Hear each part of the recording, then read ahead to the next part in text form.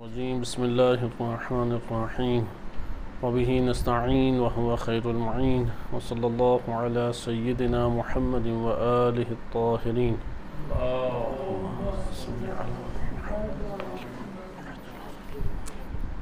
کتاب انسان در عرف عرفان، آیت اللہ علامہ حسن زادہ آملی رحمۃ اللہ علیہ کی کتاب ہے۔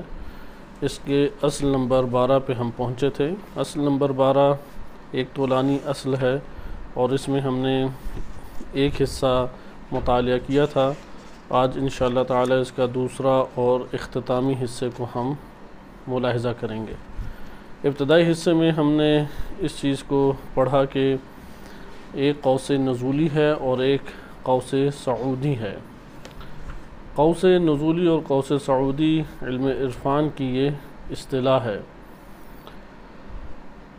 اس سے مراد یہ ہے کہ اللہ سبحانہ وتعالی نے نزول جو چیزیں اللہ کی طرف سے کی ہیں تو اس کا آغاز اللہ سبحانہ وتعالی نے سب سے پہلے اللہ تعالیٰ سے وہ شے جو آئی ہے اس کا تحقق برپا ہوا ہے عالم قیامت میں، پھر عالم ملکوت میں اور پھر زمین کے اوپر۔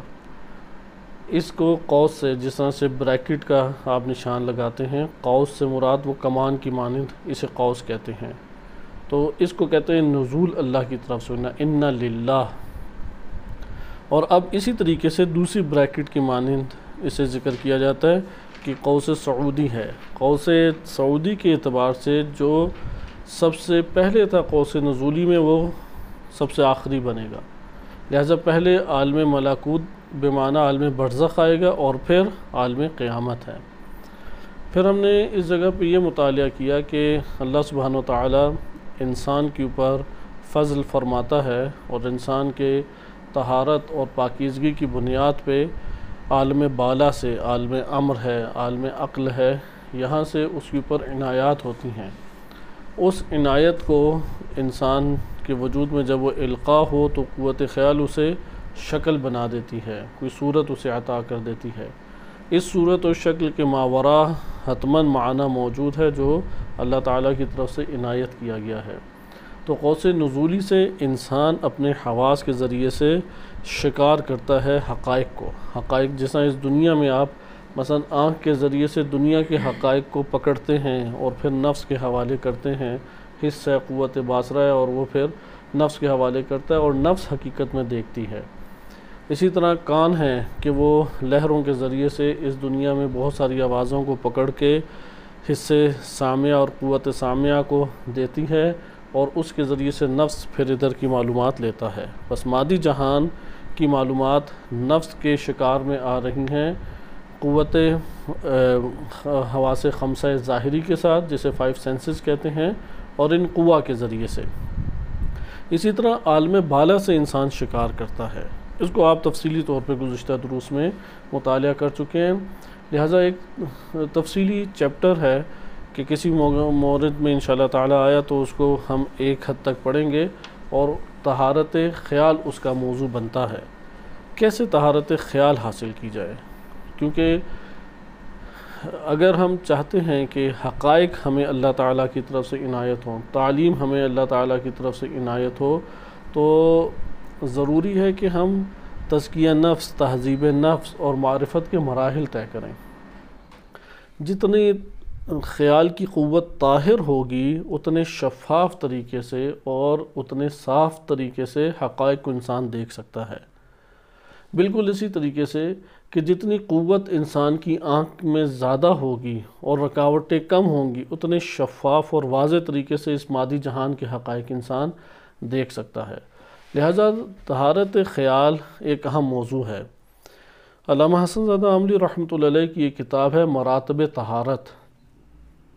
انہوں نے طہارت کو 2 حصوں میں تقسیم کیا ہے، ایک طہارت ظاہری ہے اور ایک طہارت باطنی ہے۔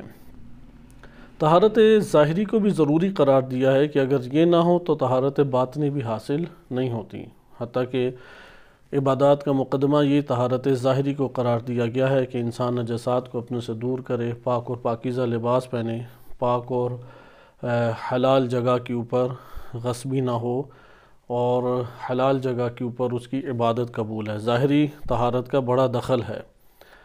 پھر باطنی طہارت، باطنی طہارت میں انہوں نے آغاز طہارت خیال سے کیا ہے۔ طہارت خیال جتنا ہم اس کو پاکیزہ کریں گے اتنے حقائق کو گرفت میں لینے کے ہمارے لیے قوت اور فرصت بڑھ جائے گی۔ طہارت خیال سے کیا مراد ہے؟ طہارت خیال سے مراد یہ ہے کہ گناہ کا تصور انسان نہ آنے دے، اپنے وجود کے اندر اخلاقی امراض کی وجہ سے جو ابھرنے والے تصورات ہیں انہیں قابو کرے اور دبانے کی کوشش کرے۔ حقیقت میں تو اس کا علاج تب ہی ہے کہ وہ مرض اخلاقی ختم ہو جائے، وہ مرض کا علاج ہو جائے، لیکن جب تک مرض کا علاج نہیں ہوتا تو وہ مرض اخلاقی وہ تصورات پھینکتا ہے انسانی نفس میں، ابھارتا ہے انسانی نفس میں، اور خیال اسے تصویر کشی کرتی ہے۔ یہاں پہ وہ اپنے آپ کو نگہداشت کرے، نگہبانی کرے، حفاظت کرے۔ اس کو اصطلاح میں کہتے ہیں مراقبت۔ لہذا مراقبت نمبر 2، تخلیہ نمبر 3، تخلیہ کے بعد انسان کا ہے کہ متصف ہو ان صفات کے ساتھ، جس کو تعبیر کیا جاتا ہے کہ تخلیہ، اور مثلاً کہ ذہن میں وہ کلمہ نہیں آ رہا کہ علم اخلاق میں مسلسل اسے بیان کیا جاتا ہے۔ مثلا ایک مراقبت ہے، تخلیہ ہے اور تحلیہ، اور چوتھا ہمارے پاس ہے تجلیہ۔ یہ 4 اگر انسان کے پاس ہوں تو اس وقت انسان کے لیے ان امور کو دیکھنا واضح ہو جاتا ہے، کیونکہ اس اصل کے اندر در حقیقت اہم 3 معنی ہی بیان کیے گئے ہیں۔ لہٰذا میں دوبارہ آپ کی خدمت میں بیان کر دوں کہ یہ 3 ہمارے پاس 4 ہمارے پاس کیا بن جاتے ہیں؟ مراقبت ہے، نمبر 2 تخلیہ، اور نمبر 3 تحلیہ، اور نمبر 4 تجلیہ۔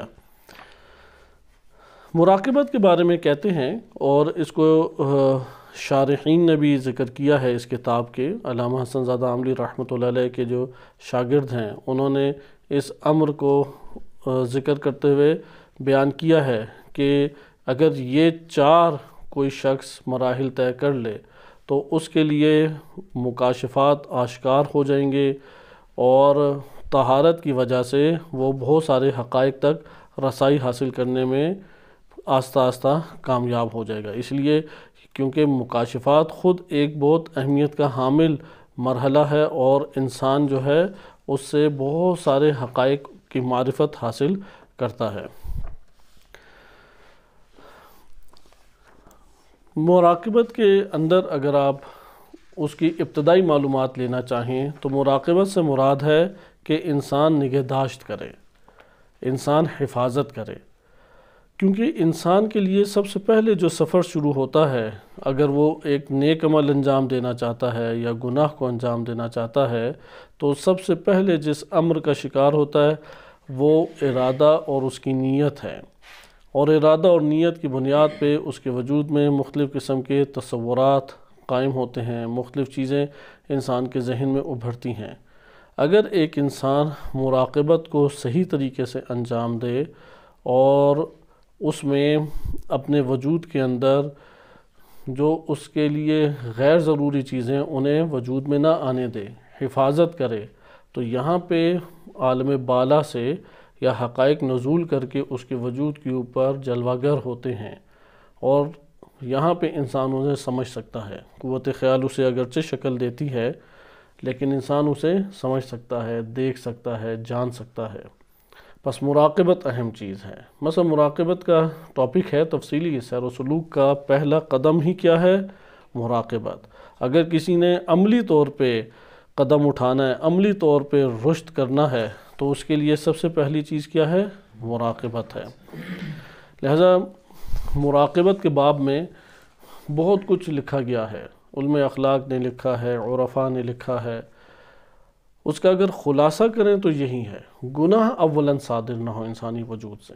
یہی ہمارے بزرگ علماء کا بار بار کہنا تھا، جیسے آیت اللہ بہجت رحمۃ اللہ علیہ بہت تاکید کیا کرتے تھے اور کہتے تھے اسے چھوٹا نہ سمجھے کہ گناہ صادر نہ ہو، یہ چھوٹی چیز نہیں ہے۔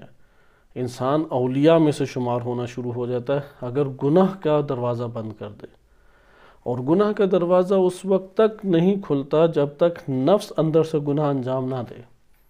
نفس انجام دیتا ہے تو اعضاء و جوارح سے گناہ صادر ہوتا ہے، لہٰذا اپنے نفس کے اندر گناہ کو قید کر لے، گناہ کو بند کر لے۔ گناہ پہلی چیز ہے، مراقبت کرے گناہ نہ صادر ہو۔ نمبر دو انسان اگر مراقبت سے مراد ہے کہ اپنے خیال کو پاک اور پاکیزہ رکھے، اس کے غیر چیزیں اپنے وجود میں نہ آنے دے، یعنی خیال میں نجاست کو نہ ابھرنے دے، خیال کے اندر اپنے باطل تصورات کو نہ ابھرنے دے۔ لہذا اللہ تعالیٰ کی طرف اب یہ مراقبت کے مراحل ہیں، کیونکہ آغاز جب آپ کرتے ہیں مراقبت میں تو کہاں سے آغاز کریں گے؟ کیونکہ مراقبت پھر آہستہ آہستہ بڑھتا چلا جاتا ہے۔ بہت سارے، جیسے آپ نے یہ مقولہ سنا ہوگا کہ معروف یہ کلمہ ہے کہ حسنات الابرار سیئات المقربین، جو ابرار کے حسنات ہیں وہ کیا ہیں؟ سیئات المقربین ہیں۔ یہ کلمہ معروف ہے اور امام معصوم کی طرف اس کی نسبت دی گئی ہے۔ لہذا مراقبت میں ایسا نہیں ہے کہ ہر مرحلے والے کے لیے یکساں مراقبت ہے۔ ممکن ہے کہ کوئی اولیاء الہی میں سے شمار ہو، اس کے لیے مراقبت کا اگلا مرحلہ ہے۔ یہاں تک کہ ایک وقت آتا ہے کہ انسان اپنے آپ کو اللہ کے علاوہ کسی اور میں مشغول ہونے سے روک دے، اللہ کے علاوہ کسی کی طرف مشغول نہ ہو، اور اس کو حقیقی مراقبہ کہا گیا ہے۔ لہذا یہ ذکر کرتے ہیں کہ پہلی شرط یہ ہے، اگر آپ برزخی حقائق کو جاننا چاہتے ہیں، اگر آپ قیامت کے حقائق کو جاننا چاہتے ہیں، تو عرفاء نے لکھا ہے، اساتذہ ذکر کرتے ہیں، پہلی شرط کیا ہے؟ مراقبت۔ اور تعریف کیا مراقبت کی کرتے ہیں؟ التوجہ التام الی الحق والاعتیاد بالصدق، حق کی طرف پوری توجہ، حق تعالیٰ کی طرف کامل توجہ رکھیں انسان۔ بالکل اسی طریقے سے آپ اگر پیپر دے رہے ہیں تو آپ کی پوری توجہ کس کی طرف ہوتی ہے کہ میں سوال حل کروں؟ آس پاس بہت کچھ ہو رہا ہوتا ہے، ممکن ہے کہ آپ کو گرمی لگ رہی ہے یا سردی لگ رہی ہے، ممکن ہے سر درد ہے، ہاتھ میں درد ہے، لیکن پوری توجہ آپ پیپر دینے کی طرف ہے۔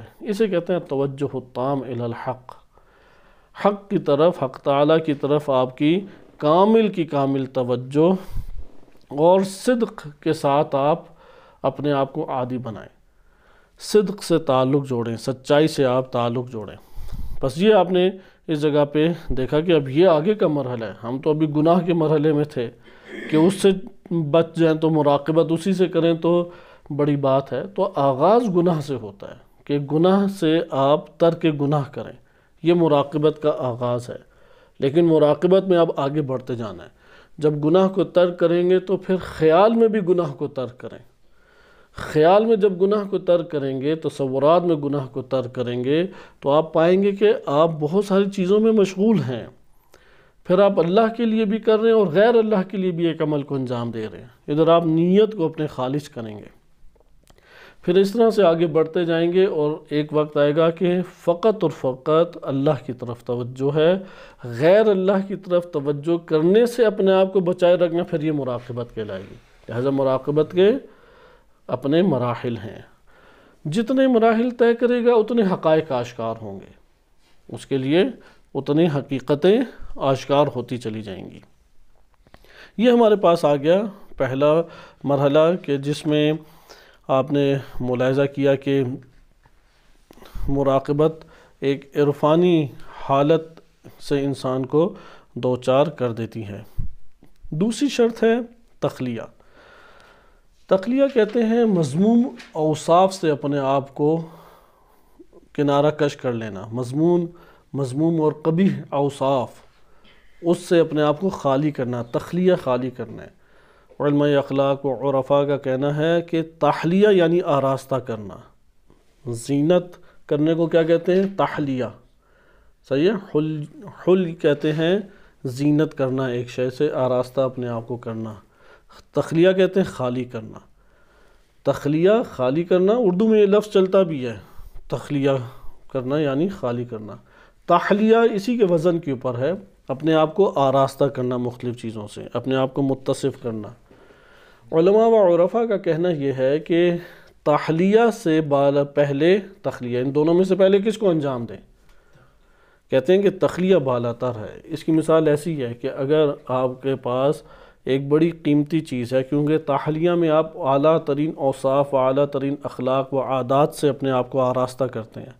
ایک آپ کے پاس بڑی قیمتی چیز ہے، اگر آپ اس کو ایک گدلے پانی میں ڈالیں تو وہ بھی سیاہ یا میلی ہو جائے گی یا صاف رہے گی؟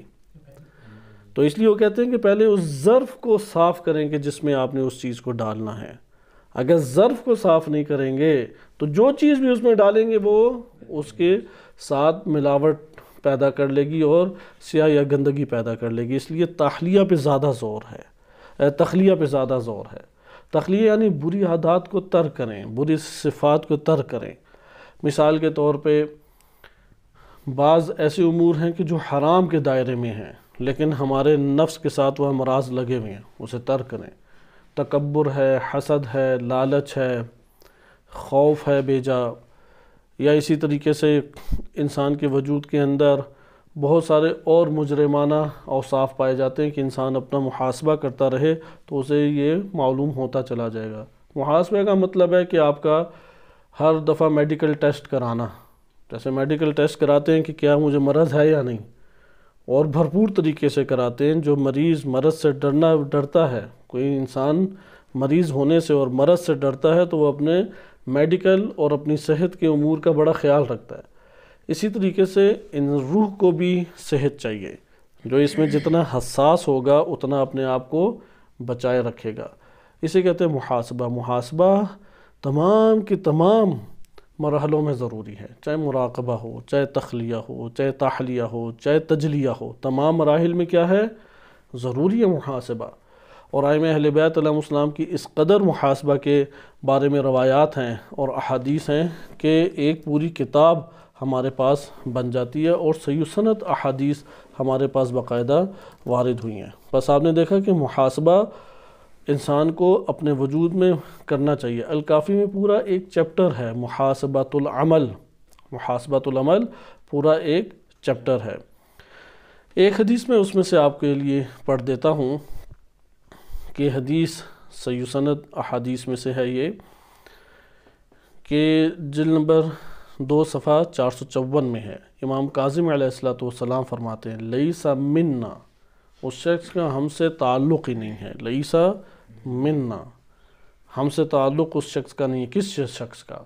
یہ عبارت جو ہے لیسا منا بہت حساس عبارت ہے، اسے چھوٹا نہیں سمجھنا چاہیے۔ جیسے آپ کیا عزیز ترین کوئی فرزند ہو، بیٹا ہو یا بھائی ہو جو آپ کو بڑا قریبی محسوس ہوتا ہے، اب وہ کوئی ایک ایسا عمل انجام دیتا ہے جس کی وجہ سے آپ غضب کی صورت میں یا اس عمل کی قباحت کی شدت کو بیان کرنے کے لیے کہتے ہیں کہ جا، تجھ سے میرا کوئی تعلق ہی نہیں ہے۔ یہاں پہ امام علیہ السلام فرما رہے ہیں کہ ایک شخص تو چلے جا، تجھ سے میرا کوئی تعلق نہیں ہے، تو ہم میں سے نہیں ہے۔ لیس منا من لم یحاسب نفسہ فی کل یوم، ہر روز اپنا محاسبہ، اپنے وجود کا محاسبہ نہیں کرتا، اپنے آپ کا محاسبہ نہیں کرتا، یعنی حساب کتاب کرے۔ حساب کتاب جس طرح دو تاجر آپس میں پیسے کا حساب کتاب کرتے ہیں، دکاندار اور گاہک آپس میں حساب کتاب کرتے ہیں، حساب کتاب کریں، اپنے نفس کو اپنے سامنے حاضر سمجھیں، اس سے پوچھیں کہ تو نے یہ کیوں کیا، وہ پھر ایک جواب آپ کو آئے گا، پھر کہیں گے یہ تو عمل اس طرح تھا، فلاں تھا، فلاں تھا۔ انسان سجدی کی حالت میں محاسبہ کر سکتا ہے، نماز کی حالت میں محاسبہ کر سکتا ہے۔ محاسبہ فی کل یوم وہ ضروری ہے۔ فَإِنْ عَمِلَ حَسَنًا، اگر اس نے اچھا عمل انجام دیا تھا، استزاد اللہ، اسے چاہیے کہ اللہ سے اس کی مزید توفیق مانگے، اضافے کی توفیق مانگے۔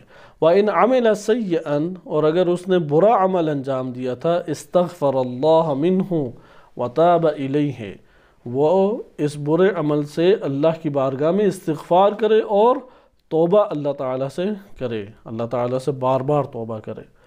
اسی طرح سے امام باقر علیہ السلام سے ایک روایت مروی ہے کہ امام علیہ السلام فرماتے ہیں، یا ابا النعمان، ابو نعمان اجلی سے یہ روایت ہے کہ اے ابو نعمان، لا یغرنک الناس من نفسک، تیرے بارے میں لوگ تجھے دھوکے میں مبتلا نہ کر دیں۔ ہوتا ہے نا، بعض کہیں کہ یار آپ کی تو ماشاءاللہ آواز ہی بڑی اچھی ہے، اللہ نے آپ کو بڑی عنایت کی ہے، اور کیا آپ کا مقام ہے، یا کیا آپ کی نورانی شخصیت ہے، کیا آپ نے بہترین تقریر کی، کیا بہترین مطالب بیان کی، لوگ تعریفیں کرتے ہیں۔ لا یغرنک الناس من نفسک، تیری جانب تیرے نفس کے بارے میں لوگ تجھے دھوکے میں مبتلا نہ کر دیں۔ فإن الامر یصل الیک دونہم، کیونکہ معاملہ تو تیرے پاس ہی پہنچنا ہے، ان کے ہاتھ میں تھوڑی تیرا معاملہ رہنا ہے۔ ولا تقطع نہارک بکذا وکذا فإن معک من یحفظ علیک عملک، کہ تیرے ساتھ کون ہوگا کہ جو تو نے اپنے من یحفظ علیک، جو تیرے اوپر حفاظت کرے، تیرے عمل کی حفاظت کرے، وہ اصل میں تیرا حمایتی ہے، تیرا ساتھ ہے، جو تیرے عمل کی حفاظت میں تیری مدد کرے، تجھے نیک عمل کی طرف ابھارے، تیرے پاکیزہ اور نیک عمل میں مددگار بنے، وہ اصل میں تیرا کیا ہے؟ دوست ہے، حمایتی ہے۔ وَأَحْسِنْ فَإِنِّي لَمْ أَرَ شَيْئًا أَحْسَنَ دَرَكًا وَلَا أَسْرَعَ طَلَبًا مِنْ حَسَنَةٍ مُحْدَثَةٍ لِذَنْبٍ قَدِيمٍ۔ بہرحال ہم اس میں اپنے موضوع کی طرف آتے ہیں کہ محاسبہ ان میں سے ایک ہے، لیکن محاسبہ کو ان چار میں کیوں شمار نہیں کیا؟ اس لیے کہ محاسبہ کا عمل ان چاروں مراحل میں ضروری ہے، مراقبے کی صورت میں بھی، تخلیہ کی صورت میں، تجلیہ کی صورت میں، تحلیہ کی صورت میں۔ بس تخلیہ آپ نے ملاحظہ کیا، خالی کری، اس پہ بہت زور دے۔ انسان کے پاس اصل وقت برائیوں سے پاک کرنے کا اصل وقت ہوتا ہے 7 سے 15 سال، وہ گزر جاتا ہے عدم تربیت میں، ماحول کچھ ایسے بنتے ہیں، پھر جوانی کی عمر ہے 15 سال سے لے کے 35 سال تقریباً، اپنے آپ کو خالی کرے، کیونکہ یہ اپنے وجود کو برائیوں سے خالی کرنا آسان نہیں ہے۔ مثلا غضب ہے، بعض ایسی بیماریاں ہیں کہ آپ یہ کہہ سکتے ہیں کہ طبیعتاً انسان میں اجاگر ہیں، جڑ نہیں پکڑے گی، اگر اس کا علاج بر وقت نہ کیا اور اس سے چھٹکارا بر وقت نہ پایا، وہ جڑ نفس میں پکڑ لے گا، اور وہی الفساد ہیں، اصل میں وہی الفساد ہیں، اور اس کی طرف حضرت آدم علیہ السلام کے واقعے سے قرآن نے بیان کیا ہے۔ مثلا ایک ہے تکبر، ہر انسان کو اپنا نفس بہت بڑا لگتا ہے، بڑائی کا مادہ پیدا ہوتا ہے، وہ کوئی خصوصیت اپنے وجود میں پا کے تقاضا کرتا ہے کہ میرا معاملہ دوسروں سے جدا کیا جائے، وہ دوسروں کی نسبت اپنے آپ کو جدا تصور کرتا ہے، کمال کی منزل پہ سمجھتا ہے، جس کی وجہ سے تکبر اس کے وجود میں جنم لیتا ہے۔ تکبر اگر کسی نے اپنے وجود سے پاک نہیں کیا تو یہ نہ سمجھے متکبر نہیں ہے، وہ متکبر نہیں ہے جس نے تکبر سے اپنے آپ کو پاک کر لیا، لیکن کسی نے زحمت کی نہیں، مشقت اٹھائی نہیں، توجہ کی نہیں۔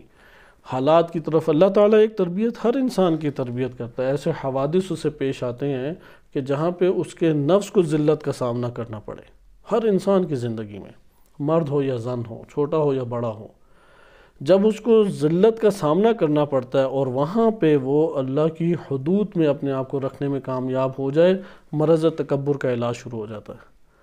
مرض تکبر فوراً دور نہیں ہوتا، اور انسان بھرپور طریقے سے بہت قلیل افراد ہیں جو تعلیم اور تربیت کو مد نظر رکھتے ہوئے خود سے یہ زحمت اٹھائیں۔ اللہ کی ذات ہے کہ انسان کو ہدایت دیتی ہے اور تربیت کرتی ہے۔ اسی طرح ایک مادہ حسد، دو ہم اثر ہیں، ایک مشہور ہو رہا ہے، ایک کامیاب ہو رہا ہے، ایک کی شہرت ہو رہی ہے، ایک کے کمالات ظاہر ہو رہے ہیں، تو دوسرے کے وجود میں حتماً حسد پیدا ہوتا ہے، وہ دوسرے کو پہلے کو گرانا چاہتا ہے، اس کے برخلاف ہونا چاہتا ہے، اس کی وجہ سے غضب بھی پیدا ہوتا ہے، نفرت ہے، انتقام ہے، بد دلی ہے، کام سے دوری ہے، بہت سارے پھر جرائم پیدا ہوتے ہیں۔ حسد کا علاج کرے، کوئی ایسا یہ شخص نہیں ہے حسد کا علاج کیے بغیر حسد سے پاک ہو جائے۔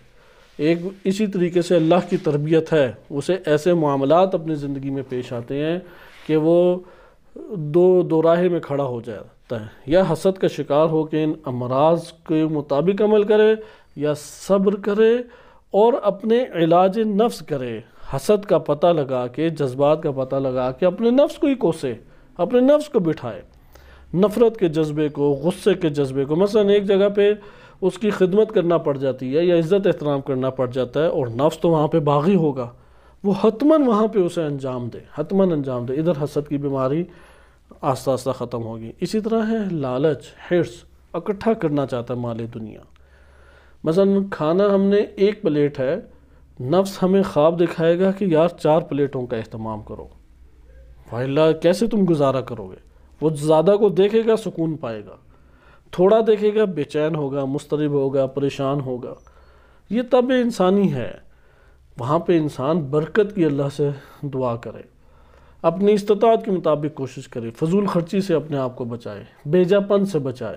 آہستہ آہستہ یہ علاج ہر انسان کی زندگی میں یہ اوقات آتی ہیں، خصوصاً جب گھرانہ آباد ہوتا ہے تو گھرانے میں انسان اگر عدالت کے ساتھ، عدالت کی صفت کے ساتھ اپنے وجود کو رکھے اور عدالت کے ساتھ زندگی بسر کرے تو یہ علاج ہوتا چلا جاتا ہے۔ کیونکہ زوج اور زوجہ میں کافی مسائل پیدا ہو جاتے ہیں مزاجی طور پہ، بچوں میں مسائل ہیں، گھر کے مسائل ہیں، والدین ہیں، بہن بھائی ہیں، تو ان میں انسان عدالت کی روح سے جب باہر نہیں آتا تو اس کے علاج ہونا شروع ہو جاتے ہیں۔ بہرحال آپ نے دیکھا کہ یہ وہ خطرناک صفات ہیں جو تخلیہ کی محتاج ہیں، انسان کے وجود کے اندر پڑی ہوئی ہیں۔ ان میں سے چند اور اضافہ کریں، سستی اور کاہلی۔ اسی طرح غفلت، قرآن کریم نے تمام جرائم میں سے اسے گھمبیر ترین اور بڑا ترین جرم بیان کیا، غفلت، جسے کوئی بھی جرم نہیں سمجھتا۔ مثلا قرآن نے جہنم میں جانے کی جو وجہ بیان کی، وَلَقَدْ ذَرَأْنَا لِجَهَنَّمَ كَثِيرًا مِنَ الْجِنِّ وَالْإِنسِ، آخر میں کیا کہا؟ أُولَئِكَ هُمُ الْغَافِلُونَ، وہ غافل تھے۔ غفلت یہ سبب بنتی ہے۔ اسی طریقے سے اللہ تعالیٰ نے بیان کیا، اسی سورہ نحل میں ہے کہ اللہ نے ان کے دلوں کے اوپر مہر لگا دی، ان کے آنکھوں کانوں کے اوپر مہر لگ گئی۔ کیا وجہ ہے؟ أُولَئِكَ هُمُ الْغَافِلُونَ، یعنی وہ کیا ہے؟ آپ غفلت والی آیات کہ جہاں جہاں غافلون آیا الگ کر لیں، معلوم ہو جائے گا کہ یہ غفلت کہاں پہنچاتی ہے۔ یہ مرض لگے ہوئے ہیں انسانوں کو۔ لہذا تخلیہ انسان کے لیے ضروری ہے۔ وجود کے اندر نجاست کو رکھ کے اور خوشبوئیں جتنی بھی چھڑکے، بالآخر وہ مرکز نجاست تو اندر موجود ہے، وہ تو نجاست کو پھر تھوڑی ہی دیر میں آلودہ اس فضا کو کر دے گا جو خوشبو انسان نے مثلا دعائے کمیل پڑھ کے بکھیری تھی، عزاداری میں جا کے امام حسین علیہ السلام کے غم میں۔ بالآخر وہ جب تک نجاست اندر موجود ہے روح کے اندر، اس سے تخلیہ نہیں ہوگا، تب تک انسان کا اصل وجود معطر نہیں ہوگا، تب تک وہ حقائق کو نہیں باطنی طور پہ دیکھ پائے گا۔ یہ رکاوٹیں ہیں۔ لہذا تخلیہ کے اوپر آپ بقیہ خود کر سکتے ہیں توجہ۔ تیسرا ہمارے پاس ہے تحلیہ۔ تحلیہ کا مطلب یہ ہے کہ انسان قوتوں کو حاصل کرے جس کی وجہ سے کمال کی طرف پہنچے۔ مثلا جسم کے لیے تحلیہ کیا ہے؟ اچھا لباس، اچھا کھانا پینا، اچھی جگہ پہ رہنا سہنا، اچھی جگہ پہ اٹھنا بیٹھنا، یہ کیا ہے؟ جسم کا تحلیہ ہے، جسم کو آراستہ کرنا ہے۔ یا جس طرح مرد اور زن ہیں وہ اپنے آپ کو مختلف چیزوں سے آراستہ کرتے ہیں، بالوں کو تہذیب کرنا، کنگھی کرنا، خوشبو کا لگانا اور اس طرح کی دیگر چیزیں۔ روح بھی تحلیہ کی محتاج ہے، وَإِلَّا باکمال نہیں ہو سکتی، فقیر اور بوسیدہ نظر آئے گی روح۔ لہذا سب سے بدترین فقیر کون ہے؟ کہ جو روح کے اعتبار سے فقیر ہے۔ روح کا فقیر کون ہوتا ہے؟ جس کے پاس علم نہیں ہے، جس کے پاس عمل نہیں ہے، جس کی روح علم اور عمل سے خالی ہو، یہ بدترین فقیر ہے۔ یعنی جاہل ہونا سب سے بدترین فقیر ہے۔ اسی طریقے سے گناہگار ہونا سب سے بدترین فقر ہے۔ مالی فقر خالی تو اتنا بدترین نہیں ہے، یہ سب سے بدترین ہے کہ جس سے انسان اپنی دنیا آخرت دونوں تباہ کر بیٹھتا ہے۔ بہرحال یہ ہمارے پاس جو تحلیہ ہے، اوصاف محمودہ سے اپنے آپ کو آراستہ کرنا۔ اوصاف محمودہ آداب میں بھی ہیں اور اخلاق میں بھی ہیں اور عادات میں بھی ہیں۔ مثال کے طور پہ دوسروں کے سامنے پاؤں نہ پھیلائے۔ علامہ طباطبائی رحمۃ اللہ علیہ ان کے بارے میں ایک بڑی تعداد ان کے شاگردوں نے لکھی ہے کہ ہم نے کبھی انہیں کسی کے سامنے پاؤں پھیلائے نہیں دیکھا۔ پھر جو ان سے ملنے آتا تھا کوشش کرتے تھے پیچھے ٹیک نہ لگائیں، ٹیک لگائے بغیر وہ اس سے بات چیت، تواضع کی خاطر۔ اسی طرح اور دیگر اساتذہ ہیں، بعض درس دیتے ہیں، جو بندہ درس میں داخل ہوتا ہے وہ جھک کے اس کو درس کے دوران ہی سلام کرتے ہیں تواضع کی وجہ سے۔ اچھی یہ اوصاف محمودہ ہیں۔ نظر جھکا کے رکھے، غضوا ابصارکم ترون العجائب، یہ بھی ہمارے پاس روایات اس موضوع کی موجود ہیں کہ اگر تم اپنی آنکھوں کو جھکائے رکھو تو کیا ہے؟ ترون العجائب، بحر الانوار میں نبی صلی اللہ علیہ وسلم سے یہ روایت منقول ہے، غضوا ابصارکم، آنکھوں کو جھکائے رکھو، بہت ایک صفت حسنہ ہے، صفت محمودہ ہے، بہت بہترین صفت۔ کیا کرے کہ اپنی نگاہوں کو جھکائے رکھے، یہ تحلیہ ہے۔ اسی طرح مثلا نہ تھوکے کسی کے سامنے، ایسا نہیں ہے کہ تھوکے ہی نہ، کسی کے سامنے نہ تھوکے، کسی کے سامنے ناک صاف نہ کرے۔ جیسے مثلا ہم ادھر بیٹھے ہوئے ہیں، ایک طرف جائے اور وہاں پہ پانی کے ایک جگہ پہ جا کے تھوکے، ناک صاف کرے، بہت ہی ایک بد اخلاقی ہے حقیقت میں، کیونکہ اس کو اسے سکون محسوس ہو رہا ہے، لیکن اس کی آوازوں سے اور اس کے عمل سے وہ سارے کے سارے تنگ ہو رہے ہیں، اسے اس چیز کا احساس نہیں ہوگا، لیکن دین نے آ کے یہ بات بتائی کہ یہ کام نہ کرے۔ اسی طرح کانوں میں انگلیاں ڈالنا، ناکوں میں انگلیاں ڈالنا، پاؤں کی میل کو اتارنا، بغلوں میں خارش وغیرہ کرنا، ایک عمومی طور پہ یہ معاشرے کے اندر ہمارے ہاں آداب کی رعایت نہیں ہے۔ ادھر تحلیہ سے مراد آداب اسلامی و آداب الہی کا انسان کو آراستہ اپنے وجود کو کرنا ہے اور اس کی بہت رعایت کرے۔ ایڈیکیٹس انسان اور حیوان میں ظاہری فرق ہے، ایڈیکیٹس آداب، اور اخلاق انسان اور حیوان میں باطنی عملی فرق ہے، یہ عملی ہیں۔ ایک تو ہے صلاحیتوں کے اعتبار سے فرق، وہ ہے عقل، اللہ نے جانور کو، حیوان کو عقل نہیں دی، انسان کو عقل دی ہے، یہ ہے باطنی عطا کے اعتبار سے فرق۔ ایک ہے عملی فرق، عملی فرق کیا ہے؟ آداب اور اخلاق۔ آداب کی رعایت بہت زیادہ کرنی ہے، مثلا کوئی بات چیت کر رہا ہے، چلتے ہوئے اسے بات چیت نہ کریں، وہ رکیں، اس کی طرف چہرہ کریں اور ادب سے اس سے بات کریں، صحیح، منہ موڑ کے اس طرف بات چیت نہ کی جائے۔ گفتگو کرنے کے آداب ہیں، کسی کو عزت دینا، کسی کا احترام کرنا اعلیٰ ترین اوصاف میں سے ہے۔ بہرحال اس جگہ پہ تحلیہ سے مراد کیا ہے؟ آداب کے اعتبار سے بھی اوصاف کو سے آراستہ کرنا اور اخلاق حسنہ کے اعتبار سے بھی اپنے وجود کو اچھے اوصاف سے آراستہ کرنا۔ آخری ہے تجلیہ۔ پہلے تین کو عرفاء نے بہت بیان کیا اور پہلے تین کو علماء اخلاق بھی بہت بیان کرتے ہیں، کیونکہ اب یہ ہماری بحث کمپلیٹ ہو رہی ہے کہ عالم بالا میں ہم حقائق کو کیسے دیکھ سکتے ہیں، کیونکہ قوت تو دیکھنے کی ہے، سونگنے کی، چکھنے کی، لمس کرنے کی، ساری قوتیں کس کے پاس ہیں؟ نفس کے پاس ہے۔ جسم تو ایک ذریعہ تھا ان قوتوں، یہ قوتوں سے ایک ربط تھا۔ جسم نہیں ہوگا تو قوتیں تو انسان کے پاس ہیں، لیکن یہ قوت باصرہ عالم بالا کا مشاہدہ کیسے کر سکتی ہے؟ عالم بالا کو کشف کیسے کر سکتی ہے؟ اس کے پاس صلاحیت ہونی چاہیے، اس کے پاس قوت ہونی چاہیے، وہ تب بھی کر سکتی ہے۔ اولاً مراقبہ کرے، تعلق اپنا توڑے غیر الہی چیزوں سے، غیر اخلاقی چیزوں سے۔ نمبر 2، وہ علاج کرے، اگر اس کی نگاہیں ہی کمزور ہیں یا نابینا ہے تو علاج کرے، علاج نہیں کرے گا تو نابینا کو کیا نظر آنا ہے؟ اسی لیے آپ نے دیکھا ہوگا جو ملحد ہیں، ایتھیسٹ ہیں، ان کو کچھ بھی نہیں نظر آتا، وہ کہتے ہیں اس دنیا کے علاوہ کچھ ہے ہی نہیں، کیونکہ اپنی آنکھ ہی انہوں نے نابینا اندر سے کر لی، تو کیسے انہیں دکھائی دینا ہے؟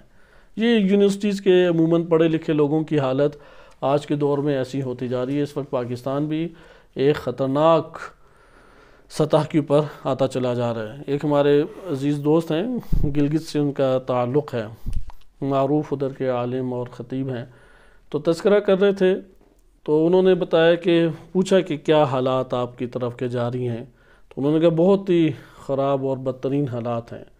اب ذہن میں ایسا تھا کہ وہ بات کریں گے کہ شاید وہ جو سیاسی ایک دنگل مچا ہوا ہے، ایک طرف نون لیگ کی پارٹیاں کھڑی ہیں، ایک طرف پی ٹی آئی کی، ایک طرف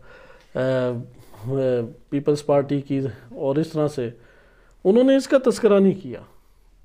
انہوں نے کہا کہ الحاد بڑھتا چلا جا رہا ہے، اور یہ ایک حقیقت ہے۔ اس ٹائم پاکستان کے اندر یونیورسٹیز کے میں، مختلف شہروں میں، مختلف کمیونٹیز میں الحاد یعنی ایتھیسٹ ہوتے جا رہے ہیں افراد، اللہ ہی کو نہیں مان رہے۔ کجا آپ رسول پہ اور امام پہ بات کریں، کجا عزاداری پہ بات کریں، وہ اللہ ہی کو انکار کر رہے ہیں، اور چونکہ وہ اپنے آپ کو نابینا کر چکے ہوتے ہیں فکر کے اعتبار سے، اللہ سے غفلت کی بنیاد پہ، گناہوں میں آلودہ ہونے کی بنیاد پر، اس لیے انہیں اس دنیا کے علاوہ کچھ نظر ہی نہیں آتا، ان کی آنکھ اب دیکھ ہی نہیں سکتی اوپر۔ اس لیے تخلیہ کرے، پہلے فاسد افکار کا، منحرف افکار کا تخلیہ کرے، نہیں نظر آئے گا وائلڈ لائف سے، نہ برزخی حقائق نظر آئیں گے، نہ قیامت اور آخرت کے حقائق نظر آئیں گے۔ اس لیے حقائق کو دیکھنا چاہتا ہے تو تخلیہ ضروری ہے۔ تیسرا ہے تحلیہ، آخر کچھ تو نورانیت اور روشنی پیدا کرے۔ کمرہ آپ کا ہو اور کمرے میں اندھیرا ہی اندھیرا ہو تو کیسے دکھائی دے گا؟ روح کے اندر اندھیروں کا علاج علم ہے، علم سے آراستہ کرے۔ اسی طریقے سے چلنے کا طریقہ ہے، ورنہ ایک ٹھوکر لگے گی اسی جگہ پہ اوندھے منہ گر جائے گا۔ سیکھنے طریقہ سیکھے، آداب سیکھے، اخلاقیات سیکھے۔ یہ علماء نے بہت اس کے پر زور دیا، وَإِلَّا علم بالا نہیں اس کے حقائق انسان کو میسر آ سکتے۔ عام طرح سے جو ہم زندگیاں بسر کرتے ہیں دیسی طریقے سے، تو اس دیسی طریقوں سے تو یہ دنیا ہی فقط نظر آتی ہے، بقیہ جہاں تو کسی کو بھی نہیں پتہ لگے گا۔ تجلیہ کیا ہے؟ تجلیہ سے مراد یہ ہے کہ انسان کا اپنے مزاج کو معتدل رکھنا، یہ انسان کے جسم سے وابستہ ہے، کیونکہ روح اور جسم کا جب تک تعلق ہے دونوں کی ایک دوسرے پر تاثیر گہری ہے، دونوں پہ۔ جیسے ٹینشن انسان کی نبض کو اور دماغ کی نبض کو پھاڑ سکتی ہے، دل کے وال بند کر سکتی ہے، یہ ٹینشن تو روح کے اندر ہوتی ہے، جسم میں تو کچھ نہیں ہے، لیکن انسان کے موت کا شکار کر سکتی ہے، اتنی تاثیر گزار ہے۔ اسی طرح جسم روح کے اوپر تاثیر گزار ہے۔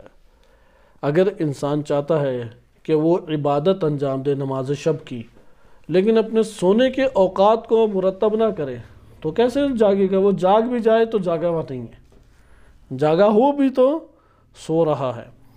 اسی طریقے سے انسان اپنے آپ کو صحت مند نہ کرے۔ جیسے علامہ حسن زادہ عاملی رحمۃ اللہ علیہ اپنے شاگردوں کو بہت تاکید اس بات کی کرتے تھے، اور اپنی کتابوں میں بھی لکھا ہے کہ اگر آپ نصف شب اٹھ جاتے ہیں تاکہ عبادت کو انجام دیں، ہمارے قدیم زمانے سے علماء کی یہ سیرت چلی آ رہی ہے کہ جلد سو جاتے تھے اور وسط رات نصف شب اٹھ جاتے تھے، اطمینان سے ایک پارہ پڑھا کرتے تھے، پورا جز قرآن کریم کا وہ اطمینان سے تلاوت فرماتے تھے، اور کچھ مطالعہ اپنا کیا، اور پھر نماز شب کے لیے کھڑے ہو گئے، اور نماز شب کو پھر متصل کرتے تھے نماز فجر کے ساتھ۔ تو اب یہ جو امور انجام دینے، یا ممکن ہے کوئی وظیفہ انہوں نے آیات روایات اہل بیت علیہ السلام سے یا اپنے مخصوص اساتذہ سے انہوں نے کوئی وظیفہ لیا ہو، اس پہ عمل کرنا چاہتے ہیں، اس کے لیے انسان کے وجود میں ایک طاقت چاہیے۔ آپ یہ احساس کریں کہ اگر آپ عبادت کو انجام دیتے ہیں اور کوشش کرتے ہیں انہماک اس میں وجود دوں، آپ تھوڑی سی عبادت کے بعد ہی احساس بھوک کا کریں گے، کیونکہ انرجی انسان کی خرچ ہوتی ہے۔ اس لیے علامہ حسن زادہ عاملی رحمۃ اللہ علیہ فرمایا کرتے تھے کہ تم عبادت کو شروع کرنے سے پہلے ضرور کچھ کھاؤ۔ سحری اسی لیے مستحب ہے کہ انسان کے اندر طاقت ابھر آئے، طاقت نہیں ہوگی تو کیسے عبادت انجام دیں گے؟ مثلا ایک بندہ اس کے معدے کے مسائل اور روزہ رکھ ہی نہیں سکتا، وہ کیسے روزے کی عبادت کے ذریعے سے آگے پرواز کرے؟ ایک فرد ہے اس کے اندر جسم میں طاقت ہی نہیں ہے کہ گرمی کو برداشت کرتے ہوئے لوگوں کے اندر جھمگٹے میں حج کی عبادت کو انجام دے، نہیں کر پائے گا۔ اس وجہ سے اپنے وجود میں انسان کو مزاج معتدل رکھنا چاہیے۔ مزاج کے اعتدال سے مراد یہ ہے کہ قدیم طب اور اسی کی جو ترقی آج کے دور میں ہوئی ہے، اور اسے طب سنتی، طب اسلامی، مختلف طب کے اعتبار سے جو بات سامنے آتی ہے، انسان کے وجود میں 4 مزاج ہیں۔ یہ 4 مزاج اگر معتدل ہوں تو یہ صحت مند ہے، اگر معتدل نہ ہو تو مریض ہے، اسی سے انسان کو کینسر لگتا ہے، ٹی بی لگتی ہے، دیگر لگتے ہیں امراض۔ مثلا ایک ہے مزاج صفرائی، ایک مزاج ہے بلغمی، ایک مزاج ہے دموی، اور ایک مزاج آپ یہ کہہ لیں کہ جیسے سودا، یہ 4 مزاج ہیں۔ سودا یعنی کالا پن، جلا دینا۔ کالا پن ایک حد تک ضروری ہے لیکن کثرت نہیں اس کی ضروری۔ بس ایک ہو گیا ہمارے پاس صفرائی یعنی زرد مزاج۔ ایک ہے ہمارے پاس جو چیز ہونی چاہیے دموی، خون کا ہونا۔ ایک ہمارے پاس ہے سودا، اور ایک کیا ہے مزاج؟ نہیں، بلغمی مزاج نہیں ہے، یہ اشتباہن ہے۔ بہرحال 3 ابھی ذہن میں، چوتھا فی الحال ذہن میں نہیں ہے، کہ یہ 4 جو ہمارے پاس مزاج ہیں، ان مزاجوں میں اگر اعتدال ہو تو اس صورت میں کیا ہمارے پاس ہوگا؟ اس صورت میں نفس کے اندر ایک طاقت ابھر آئے گی، جسم میں ایک طاقت ہوگی، اور اس کی وجہ سے وہ بہت سارے سنگین حقائق کو دیکھ سکتا ہے۔ اس طرف توجہ کریں، اصل مطلب اس جگہ پہ سنگین حقائق کو۔ مثلاً آپ نے یہ واقعہ سنا ہوگا، نبی اکرم صلی اللہ علیہ وسلم پر جب وحی نازل ہوتی تھی تو پھر کیا ہوتا تھا؟ نبی صلی اللہ علیہ وسلم کے پیشانی مبارک کے اوپر پسینے کے قطرات نمایاں ہو جاتے، اونٹنی ہوتی تھی وہ بیٹھ جاتی تھی۔ یہ وہ وحی ہے یا وہ حقیقت ہے کہ سورۃ الحشر میں غالباً آیا ہے کہ اگر پہاڑ کے اوپر ہوتے لَرَأَيْتَهُ خَاشِعًا مُتَصَدِّعًا، پہاڑ کس قدر قوت کا نام ہے۔ آپ دنیا کی جدید سے جدید ترین مشینری، بمب اور مشینیں لا کے کوشش کریں، پہاڑ نہیں کاٹا جا سکتا، پہاڑ نہیں اڑایا جا سکتا۔ لیکن وہ حقیقت اگر پہاڑ کے اوپر اترتی تو پہاڑ خشیت کی وجہ سے ٹکڑے ٹکڑے ریزہ ریزہ ہو جاتا۔ اور ایسا کبھی ہوا یا نہیں ہوا؟ حضرت موسیٰ کلیم اللہ نے جب یہ تقاضا کیا، ربی کیا ہے؟ ارنی انظر الیک، اے میرے رب میں چاہتا ہوں کہ تو مجھے اپنے آپ دکھا، میں تجھے دیکھوں۔ یہاں پہ پہاڑ پھر کیا اللہ نے تجلی بھیجی تو کیا ہوا؟ جی وہ پہاڑ کیا ہے؟ دکا کا لفظ آیا، ریزہ ریزہ پہاڑ ہو گیا۔ بس آپ نے یہ دیکھا کہ تجلی رب کو وہ نہیں سہ سکا۔ ادھر آپ حقائق کو کس طرح کر سکتے ہیں؟ کیونکہ تجلیات ہیں جو انسان کے اوپر آتی ہیں۔ اب یہ موضوع آگے آئے گا، یہ جو حقائق بالا سے نازل ہوتے ہیں انسانی وجود پہ، اس سے کس سے موسوم کیا جاتا ہے؟ تجلی سے موسوم کیا جاتا ہے۔ یہ تجلیات انسان برداشت بدن انسانی کے بغیر نہیں کر سکتا۔ بدن میں قوت ہونی چاہیے، قوت بدن ہے جس کی وجہ سے وہ تحمل کرے گا۔ قوت روح میں بھی ہونی چاہیے، بدن میں بھی ہونی چاہیے۔ اسی لیے جو قوی ترین روحیں ہیں، قوی ترین روحیں، ان کا ارتباط جب اس دنیا میں جسم کے ساتھ ہوتا ہے تو اس جسم کا بھی قوی ترین ہونا ضروری ہے۔ یہ وہ مطلب ہے جو ہم عقائد میں پڑھتے ہیں کہ امام معصوم و نبی و رسول وہ اکمل ترین ظاہری جسمانی خلقت کے اعتبار سے ہوتا ہے، اس میں نقص نہیں ہو سکتا جسم کے اعتبار سے۔ یعنی اگر شہوت ہوگی کامل ترین شہوت ہوگی، ان سے بڑھ کر کسی اور کے پاس شہوت نہیں ہے۔ غضب کی قوت کامل ترین ہوگی۔ اسی طریقے سے اس کے وجود کے اندر عقل کی قوت کامل ترین، ہر چیز کے اوپر وہ کمال پر ہے۔ وہ اس لیے غذا نہیں کھاتے تھے کہ انہیں لذت نہیں ملتی تھی، ایسی بات نہیں ہے۔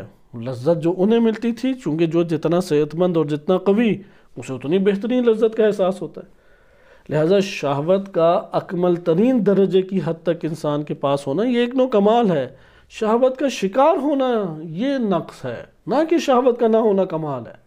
بات سمجھتے ہیں کہ شہوت کا نہ ہونا شاید کمال ہے، نہیں، شہوت کا نہ ہونا تو نقص ہے، شہوت کا ہونا کمال ہے۔ اور ان ہستیوں کو اللہ تعالیٰ نے جو اس قدر دی ہوئی تھی طاقت، اس طاقت کے بل بوتے کے اوپر، اس طاقت کے باوجود گناہ ان سے کبھی بھی صادر نہیں ہوتا تھا۔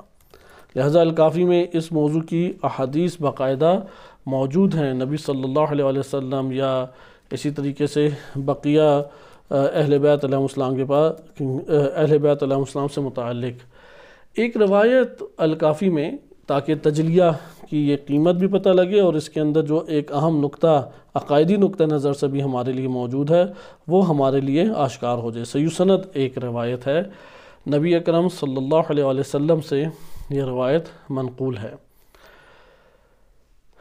کہ انبیاء علیہ السلام انہوں نے اپنے اللہ کی بارگاہ میں ضعف کی شکایت کی تو اللہ سبحانہ وتعالی نے ہریسہ ان کے لیے اتارا، اور ہریسہ جب کھایا تو ان کے اندر قوت شہوانی اپنی اوج اور کمال کی حد تک بڑھ گئی۔ اسی طرح ایک اور روایت وارد ہوئی ہے نبی اکرم صلی اللہ علیہ وسلم کے پاس کہ نبی اکرم صلی اللہ علیہ وسلم کے لیے خصوصی طور پہ جنت سے ایک پھل آیا، اور اس کو جب انہوں نے تناول کیا تو ان میں 40 مردوں کی قوت آ گئی، 40 مردوں کی۔ یعنی اگر ایک مرد اپنی زوجہ سے قربت اختیار کرے تو ممکن ہے کہ کئی دنوں کے بعد دوبارہ زوجہ کی ایک احساس کرے رجوع کا، لیکن نبی صلی اللہ علیہ وسلم کے وجود میں اللہ تعالیٰ نے 40 مردوں کی قوت رکھی تھی۔ بس آپ نے یہ ملاحظہ کیا کہ یہ جو سارے امور ہیں یہ امور در حقیقت قوت سے وابستہ ہیں، اس لیے عرفانی طور پہ علماء و عرفاء و اساتذہ سے بیان کرتے ہیں کہ جتنی روح قوی ہوگی اس کا ارتباط بھی اتنے قوی جسم سے ہوگا، لہذا کمزور جسم نہیں، اس لیے مومن نظر آتا کمزور ہے لیکن اندر بھرپور قوت اس کے اندر موجود ہوتی ہے۔ ایسا نہیں ہو سکتا جسم ضعیف روح بڑی قوی، ایسا نہیں ہوگا۔ اور یہاں پہ قوت سے کیا مراد ہے؟ اعتدال میں، مزاجوں کا اعتدال ہونا۔ اس لیے اہل بیت علیہ السلام اپنے امزجہ کو یعنی مزاجوں کو معتدل کرنے کے لیے باقاعدہ اپنی خوراک کا بہت خیال رکھا کرتے تھے، اور خوراک کا یہ جو خیال رکھنا ہے یہ در حقیقت کمال میں سے، ضعف میں سے نہیں ہے۔ اس لیے مناسب اور ایک خوراک قوی بخش خوراک کھاتے تھے۔ بعض اوقات انسان بہت کچھ کھاتا ہے، قوت سے خالی ہوتی ہے غذا، لہذا وہ جس غذا کا اہتمام کرتے تھے وہ ہوتی قلیل تھی لیکن بہت قوت بخش ہوتی تھی، جیسے جو کی روٹی، یا یہ کہہ لیں گے جس میں ذائقہ نہیں ہے اس میں قوت بہت ہے، اور جس میں ذائقہ ہے اس میں قوت کی مقدار بھی اس کے حوالے سے کم ہے۔ یہ ہے تجلیہ کہ اگر ایک انسان نہ اس کے اپنے اعتدال کو رکھے مزاج، اور مزاج میں اعتدال برپا نہ کر پائے تو وہ بالا حقائق کو تحمل نہیں کر سکے گا۔ اس کو ہم کہہ سکتے ہیں حجاب، ایک ہیں ظلمانی ایک ہے نورانی۔ حجاب جیسا کہ مناجات شعبانیہ میں بھی آئے، حجاب ظلمانی کیا ہے؟ گناہوں کا ہونا، جیسا کہ ابھی میں نے مثال دی آپ کو کہ ایک بندے نے اپنی دیکھنے کی آنکھ ہی ضعیف یا نابینا کر لی، وہ کہاں سے بالا دنیا کو دیکھے گا، حقائق کو دیکھے گا، لہٰذا وہاں پہ وہ گناہوں سے اپنے آپ کو چھوڑائے گا۔ یہ ہے حجاب ظلمانی کا دور کرنا۔ ایک ہے حجاب نورانی، اس کی روح کے اندر وہ قدرت ہی نہیں ہے کہ وہ اس کو تحمل کر سکے۔ جیسے سورج جب وسط آسمان پہ چمک رہا ہو بھرپور ذوق فشانی کے ساتھ، آپ اس کی طرف آنکھیں دیکھ کے آپ کی آنکھیں یہ قدرت نہیں رکھتی کہ اس منظر کو اور سورج کی طرف نگاہ کر لیں، آنکھوں کے اندر یہ قوت نہیں ہے، اسے کہتے ہیں حجاب نورانی۔ حجاب نورانی کیا ہے کہ استعداد پیدا کرے، قابلیت پیدا کرے، لہٰذا یہ ہمارے پاس حقائق میں سے۔ اس لیے یہ صحیح سند روایت امام صادق علیہ السلام سے کہ نبی اکرم صلی اللہ علیہ وسلم نے جب یہ جنت کا پھل کھایا فزاد قوتہ بضع 40 رجلا، 40 مردوں کی قوت یا ان کے قریب قوت ان کے پاس آ گئی۔ وَذَلِكَ شَيْءٌ أَرَادَ اللَّهُ أَن يَسُرَّ بِهِ نَبِيُّهُ، اور یہ وہ چیز ہے کہ اللہ نے یہ چاہا تھا کہ اس کے ذریعے سے اپنے نبی کو اللہ سبحانہ وتعالیٰ کیا کرے؟ خوش کر دے۔ اس لیے قرآن نے یہ ذکر کیا ہے سورۃ احزاب میں کہ نبی صلی اللہ علیہ وسلم کے لیے 4 شادیاں نہیں تھیں، صحیح، زیادہ کر سکتی تھیں۔ ہر وہ خاتون کے جو اپنے آپ کو پیش کر دے اور نبی صلی اللہ علیہ وسلم اسے قبول کرے، رسول صلی اللہ علیہ وسلم اس سے تعلق قائم کر سکتے تھے۔ یہ قرآن کریم کی سورہ احزاب میں آیات ہیں۔ بس آپ نے ادھر دیکھا کہ یہ روح اور جسم کے ایک ارتباط کا ہے۔ ہاں، شہوت کا کنٹرول کرنا یہ بہت خوبی ہے، شہوت کا شکار ہونا یہ اصل میں انسان کے وجود میں نقائص میں سے ہے۔ یہ 4 چیزیں ہیں کہ جس کو آپ نے ملاحظہ کیا۔ تجلیہ میں بنیادی چیز جو ہمارے پاس موجود ہے وہ یہی 2 امر ہیں کہ اولاً اعتدال مزاج سے کیا حاصل ہوگا؟ بدن میں قوت حاصل ہوگی کہ عبادات انجام دے سکیں، پہلی چیز، صحیح ہے، بدن میں قوت ہوگی کہ مثلا دن گرمیوں کے روزے رکھ سکے، نماز شب کے لیے کھڑا ہو سکے، نماز جعفر تیار پڑھ سکے، دیگر عبادات کو انجام دے سکے، یہ پہلی چیز۔ اگر بدن میں مزاج اعتدال مزاج نہ ہو تو وہ یہ کام نہیں کر سکے گا، صحیح ہے، مثلا بیٹھا ہی نہیں جائے گا اسے 2 گھنٹے، نہ مصلی پہ نہ درس پہ سنا نہیں جائے گا۔ اور اگر اعتدال مزاج میں گڑبڑ ہو جائے تو خواب بھی صحیح نہیں آئیں گے، شفاف نہیں اسے چیزیں نظر آئیں گی، معدے کی گڑاوٹ کی وجہ سے اسے عجیب و غریب ہی چیزیں نظر آئیں گی، وہ حقائق اس نے کہاں سے پکڑنے ہیں، لہذا اس کے لیے ضروری ہے کہ یہاں پہ وہ اپنا علاج کرے۔ دوسرا مزاج اعتدال میں ہمارے پاس کیا آیا کہ جو حقائق ہیں اس کے لیے بدنی تحمل چاہیے، وہ روح میں تو ہونا چاہیے، جیسے حجاب نورانی قابلیت روح میں ہونی چاہیے، لیکن اگر آپ قابلیت روح میں پیدا کر لیں اور اس کی وجہ سے جو فشار آپ کے بدن پہ آتا ہے اسے برداشت نہ کر سکیں تو کس طریقے سے آپ ان حقائق سے تعلق پیدا کریں گے؟ اس کی مثال میں آپ کی خدمت میں آسان طریقے سے دیتا ہوں. اگر ایک شخص چاہتا ہے کہ میں جہاد کروں، لیکن جب بم دھماکہ ہوتا ہے تو اس کا دل بڑی سخت طریقے سے لرزتا ہے، کیونکہ اعصاب قوی نہیں ہیں. عموماً جو شہری زندگی بسر کرتے ہیں اور وہ دور زندگی بسر کرتے ہیں، ان کے اعصاب قوی نہیں ہوتے. مثلا وہ سر سے تھوڑی اوپر سے چیز آ رہی ہے، اسے لگے گا جیسے آسمان سے نیچے آ رہی ہے، اور اس کے چہرے کی رنگت بدل جائے گی اور عجیب سی حالت ہو جائے گی. یا جو کنارہ کش مشکلات سے ہوتے ہیں، جیسے علماء اخلاق نے ایک واقعہ ذکر کیا ہے. ایک عابد تھا، اس نے تمام عبادات، مستحبات، واجبات انجام دے دیے، صرف ایک واجب رہ گیا، جہاد. اس نے اب اس دور میں دفاع کے لیے سرحدوں کے اوپر فوج موجود تھی، دشمن حملہ کرتا تھا، انہیں دفاع کرنا پڑتا تھا، کبھی قیدی پکڑ لیتے تھے. تو اس نے بڑی ضد کی کہ مجھے وہاں پہ یہ وظیفہ انجام دینا ہے، جہاد میں انجام دے سکوں. انہوں نے سمجھایا کہ آپ یہ کام نہیں کر سکیں گے، اس کے لیے تھوڑی قوت بازوؤں میں بھی چاہیے اور دل بھی قوی ہونا چاہیے. تو اس نے بڑی ضد کی. تو انہوں نے کہا چلیں ٹھیک ہے، اب جنگ ہو تو ادھر تو آپ اندر نہیں گھس سکیں گے. تلوار کا اٹھانا، ڈھال کا پہننا، یعنی 70 کلو تو ایسے انسان نے اٹھایا اور پہنا ہوتا ہے، اور اسے 5 کلو کا کین ہی نہیں صحیح طرح اٹھایا جاتا ہے، 10 کلو کا کین، تو تلوار اٹھا کے کیسے چلائے گا؟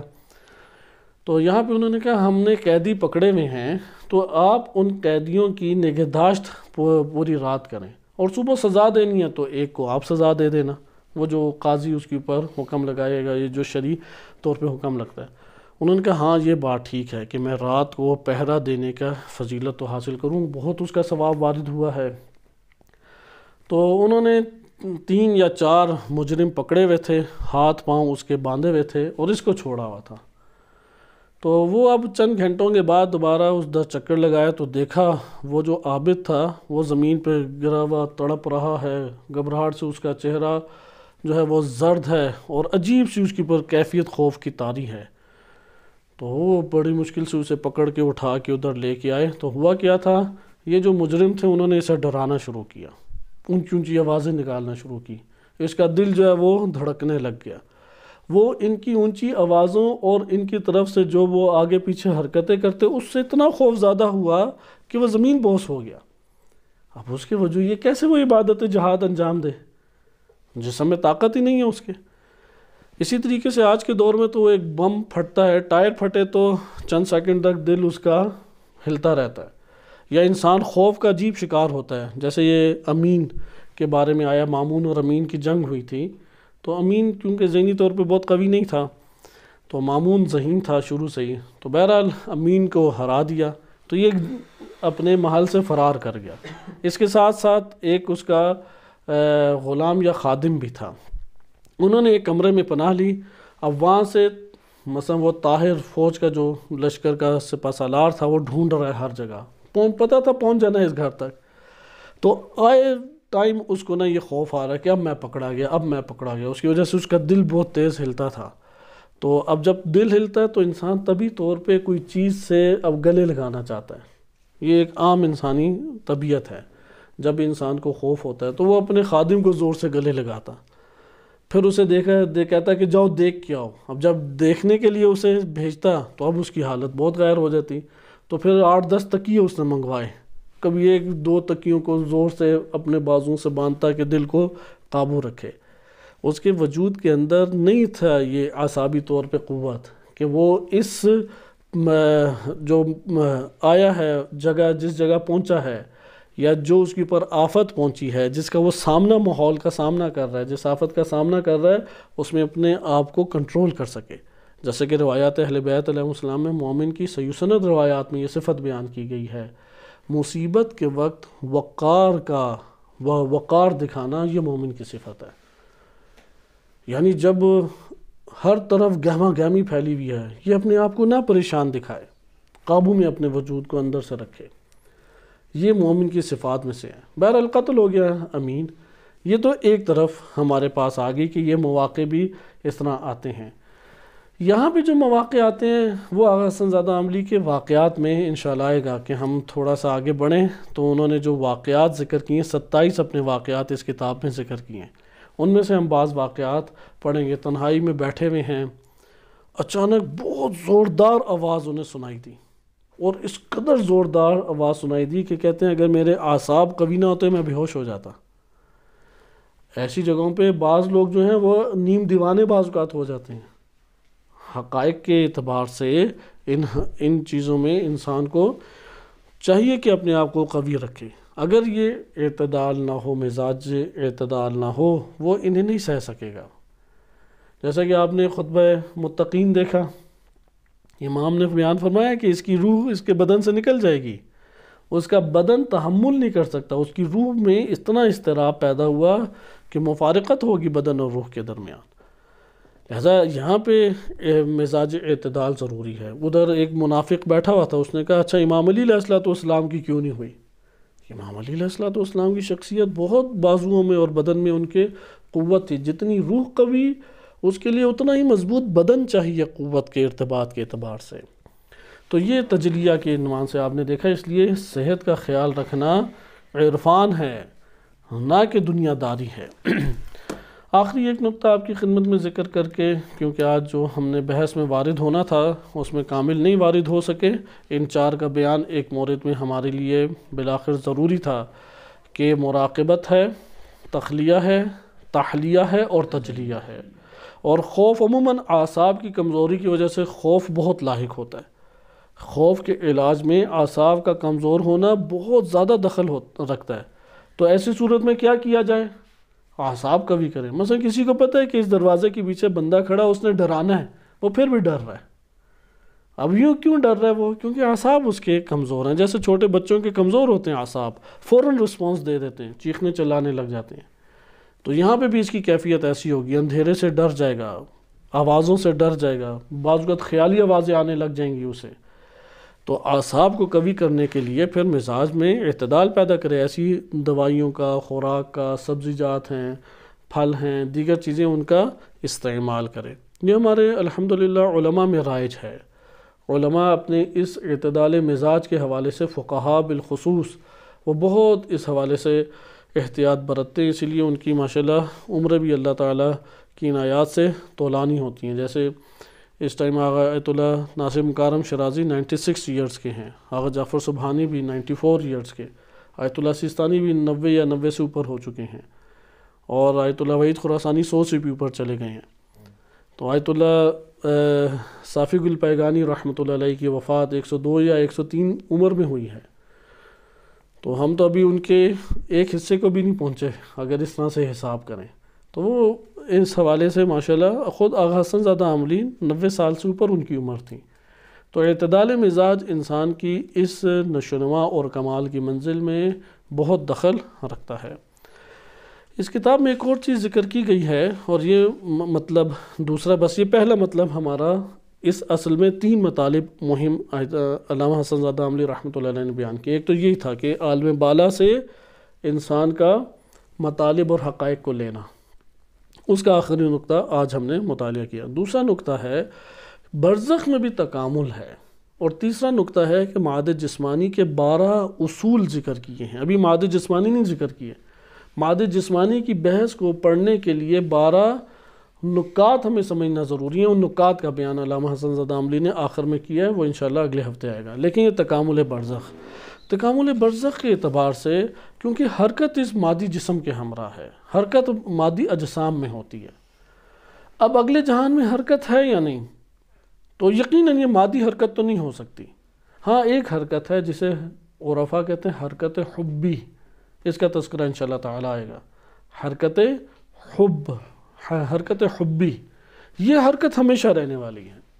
یہ اس حرکت سے جدا ہے وہ جو 2 جسموں کے درمیان حرکت ہوتی ہے، کیونکہ ایک چیز قوت سے فعل کی طرف کب آتی ہے؟ جب حرکت ہو۔ اب اس جگہ پہ ایک بیج درخت کب بنتا ہے؟ جب اسے حرکت میسر آئے گی اپنے وجود میں۔ اگر بیج کے اندر حرکت نہ ہو تو وہ قوت سے درخت کی طرف، فعل کی طرف نہیں آئے گا۔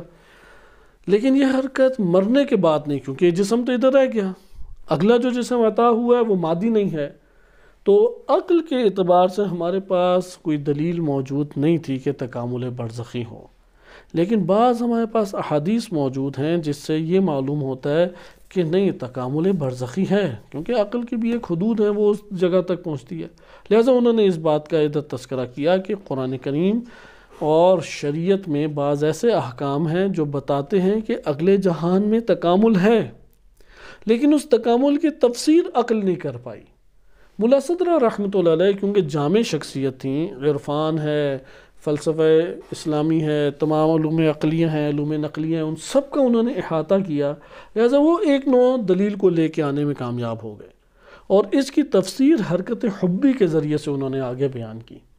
لیکن ایک حرکت موجود ہے، بہرحال ابھی ہم وہ کیا حرکت ہے اس کے اوپر بحث نہیں کرتے، لیکن ایک حرکت ہے جو کیونکہ حرکت وجود میں نہ آئے تکامل وجود میں نہیں آتا، یہ ذہن نشین کر لینی چاہیے بات۔ تکامل کس سے وجود میں آ رہا ہے؟ حرکت سے، یعنی گاڑی کو آپ آگے نہیں چلائیں گے تو وہ آگے نہیں پہنچے گی، آپ آگے پہنچانا چاہتے ہیں تو پیچھے حرکت چاہیے اسے۔ اسی طریقے سے ہمارے وجود میں جب تک حرکت نہیں آئے گی اگلا کمال کا مرحلہ طے نہیں ہوگا۔ آیا اس دنیا کے اندر تو بہت واضح اشیاء کے درمیان اپنے جسم سے بھی دیکھ رہے ہیں کہ جسم میں حرکت ہوتی ہے تو پھر عمل بھی حاصل ہو رہا ہے، روزہ رکھتے ایک حرکت ہے، نفس کو چیزیں حاصل ہوتی ہیں، نشو و نما کا ہمیں فلسفہ سمجھ آتا ہے۔ برزخ میں اور آخرت میں تو اس نوع کی کوئی حرکت موجود نہیں ہے، کیونکہ ادھر تدریجن نہیں ہے، حرکت اس عالم میں ہوتی ہے جہاں چیز تدریجن وجود میں آ رہی ہے۔ جیسے یہ تدریجن ہمارا وجود نشو و نما پاتا ہے، نطفہ سے مضغہ بنا، مضغہ سے علقہ بنا، علقہ سے جسم سوی بنا، ثم انشأناہ خلقا آخر، پھر اس دنیا میں طفل ہے، بچہ ہے، بچے سے وہ جوان بنا، جوان سے وہ بوڑھا ہوا۔ یہ تمام کے تمام مراحل حرکت کی اساس پر ہے، تدریجن ہیں، یک لحظہ یک لخت نہیں ہیں، لیکن اگلے جہان میں ہر چیز فوراً ہے، بدون تدریج ہے، ارادہ کریں گے وجود میں آ جائے گی۔ اب یہاں پہ وہ کہتے ہیں حرکت کا کیسے آپ فلسفہ بیان کریں گے، پھر تکامل ہے یا نہیں؟ تو ہمارے پاس قرآنی آیات، بعض روایات اور شریعت کے بعض احکام سے پتہ لگتا ہے برزخ میں تکامل ہے۔ مثال کے طور پہ صدقہ دو طرح کا ہے، ایک صدقہ جاریہ اور ایک غیر جاریہ ہے، ایک صدقہ جاریہ ہے اور ایک غیر جاریہ ہے۔ مثال کے طور پہ آپ کے پاس پیسے موجود تھے، آپ کا دوست آیا، آپ نے اسے بہترین غذا کھلا دی، اس نے بھی غذا کھا لی، تو اس کو دین اسلام میں اللہ کی راہ میں یا حلال جو آپ پیسہ خرچ کرتے ہیں اسے صدقے سے تعبیر کیا گیا ہے۔ لیکن یہ جاریہ ہے یا غیر جاریہ؟ یہ ختم ہو گیا، آپ نے لباس خریدا، ختم ہو گیا، لیکن آپ نے مسجد میں اینٹ لگا دی، پیسہ مصلی ادھر بچھا دیا، یہ صدقہ جاریہ۔ اولاد سب سے بڑا صدقہ جاریہ، روایات اہل بیت علیہ السلام موجود ہیں۔ بہرحال صدقہ جاریہ آپ جانتے ہیں، صدقہ جاریہ میں جب بندہ اس دنیا سے چلا جاتا ہے اس کو نفع پہنچ رہا ہے یا نہیں؟ ادھر استغفار کرتے ہیں تو ادھر اس کو اللہ تعالیٰ معاف فرماتا ہے یا نہیں؟ والباقیات الصالحات خیر عند ربک ثوابا وخیر عملا، یہ قرآن کریم کی آیت کریمہ ہے، سورہ کہف آیت نمبر 46 میں ہے کہ والباقیات الصالحات، یہ صالح باقیات صالحات خیر عند ربک، اللہ ثوابہ سب سے بہترین اللہ کی نظر میں ثواب کے اعتبار سے، وخیر عملا جس سے امید آپ باندھ سکتے ہیں۔ اسی طریقے سے قرآن کریم نے ذکر کیا ہے کہ يُنَبَّأُ الْإِنسَانُ يَوْمَئِذٍ بِمَا قَدَّمَ وَأَخَّرَ، انسان کو خبر دی جائے گی جو اس نے بھیجا ہے اور جو اس نے انجام دیا اور جو اس کو میسر آئے گا۔